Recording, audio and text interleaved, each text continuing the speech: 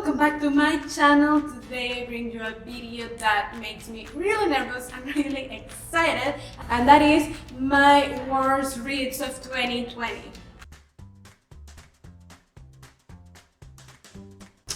So yes, every year brings these kind of books that we don't like, and I find it pretty hard to choose them because I always say this, but I feel like it's really true. I'm pretty good at recognizing the books that I will like and that I will enjoy, and not reading books that I won't particularly enjoy. Not that every book I read is like, oh, a banger and the best book and anything like that, but it is books that I end up enjoying at the end of the day. But there are always those books that I didn't. And even though I do have some of those from last year, I had pretty reads and pretty good reads, so this video was hard to put together. So I decided to put some books that I hated and some books that I was morally disappointed on. Yes, the disappointment is more towards the I'm exasperated with this book than towards the meh side of disappointment. But you know, that's what we're gonna do. There are 5 books that I didn't really felt last year, and yeah, that's the truth. Now, before we get started, remember that just because I didn't enjoy a particular book doesn't mean that you don't have to enjoy it, that you cannot like it. If you loved it, I'm so glad for you because that's awesome if people enjoyed it. And this is just my particular opinion about these books, and yeah, nothing to it. Let's get started. The first book in this list, and yes, the list will go from the book that I was more okay with to the book that I completely couldn't stand last year, and the first one is Queen's Shadow by E.K. Johnston. This is a Star Wars novella kind of book, and it's about Padme Amidala and her transition between Queen of Naboo and Senator of Naboo.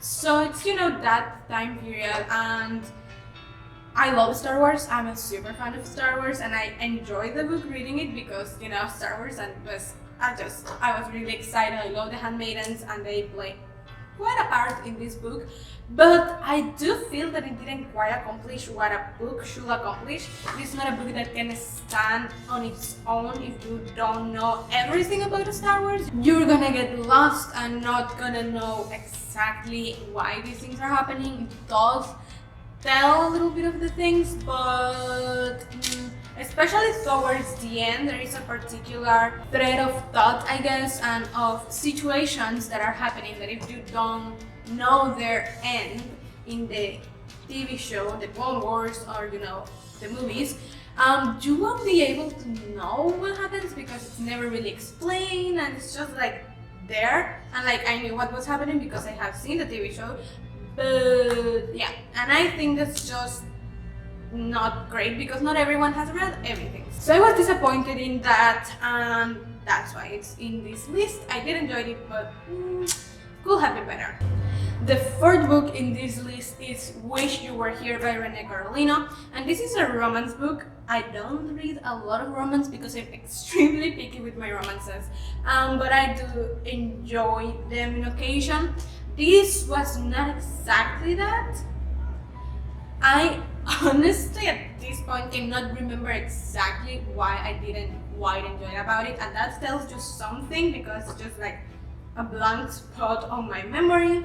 But I do remember that the main character exasperated me quite a bit, and the romance area I didn't felt it, and I felt like it was a little rushed, I think, if I'm remembering correctly. But I did remember that I was not completely impressed with it. I loved the relationship between the family and everything, but the main characters were pretty unimpressive to me, and that I could have gone my life without reading this book, you know? And when you think that about a book, yeah, it just tells you a lot about it. Moving on, we have number 3, and that is Camp Jupiter Classified by Rick Riordan. And this one kind of hurts me to put it here because I love Rick Riordan. He's one of my favorite authors, and the fact that one of his books ended up in this video, It's pretty sad to me, but it is the truth. The book was, it's a novella and it's not even like a main book, it's the 4.5 book in the Trials of Apollo series, and I could have gone without it as well. It just shows you a little bit more about Camp Jupiter, but we already had that in Heroes of Olympus, and I did not like the main character. Claudia was just, she exasperated me, and I didn't enjoy it a lot. This one is more than just merely disappointed and more into the I'm exasperated with this book area more strongly. I just didn't enjoy it at all, and just really, it irks me when I think back on it.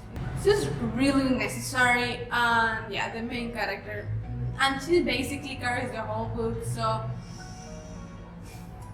yeah. Then we have book 4, and that is actually a comic, and it's Seeking the Truth by Carbone in the Through Lia's Eyes series, I guess, because there is more than one comic. I was super excited when I first picked it up because it sounded like it was gonna go very deeply into the difficulties and the hard time that it's having a disability and everything, because the main character is paraplegic actually, and you know, it sounded like it was gonna be hard-hitting, emotional, and just getting to the nitty-gritty of things, which was absolutely not what happened. It's just a rather silly story about her trying to figure out who did that to her, which that's not a bad thing, but the execution of everything is just really questionable. I'm not in like what they're doing is questionable, but in the do you need to make this much drama for it? I'm absolutely sure you can find it a lot easier. And it's just it really was just, why is everyone doing that? It's just so silly, and I just could not handle their silliness, for not saying other things. And it really hurts me. I really hated the freaking book, and I ended up reading the second one. I don't even know why, but yeah, I did not enjoy it. The art was pretty, but that was pretty much it. Yeah, that was not fun. And the book that tops it all, that I definitely hated reading in 2020, was Meet Cute by Jennifer L. Almond-Stroud, Jocelyn Davis, Nina LaCour, Catherine McGee, plus a couple other authors, because it's a collaboration and each author wrote a short story for the book. And it's just this idea that we have several different stories for Meet Cutes. And if you don't know what a Meet Cute is, it's just this first encounter between two romantic interests that are a little weird and a little silly and just, you know, memorable because they are different. And that sounded pretty interesting. I love a great meet cute, and I think it's fun. But the book, it's just the format absolutely didn't work for me. It was way too weird. Not because I haven't read stories like this, but because it didn't work. They were way too short, the stories, and the few that I liked were just got right when anything, and they were kind of interesting, which I didn't like because I would have liked that if they were a little longer. I understand they cannot be a book long, but you know, a little bit more than having bad, and all the stories could have really benefited from it. And then there were just a whole bunch that I just couldn't get through them because the narrations were terrible, and didn't like the styles, the stories were not that cute or anything. And I just think overall, I just have a very bad memory and impression of this book. If I liked a couple of them, it was not enough to balance everything off. It really makes me mad because I would have wished to enjoy it. And it's just really, the narrations of some were like those very, you know, childish fanfictions that 12-year-olds write, and in the book I'm not looking for something like that.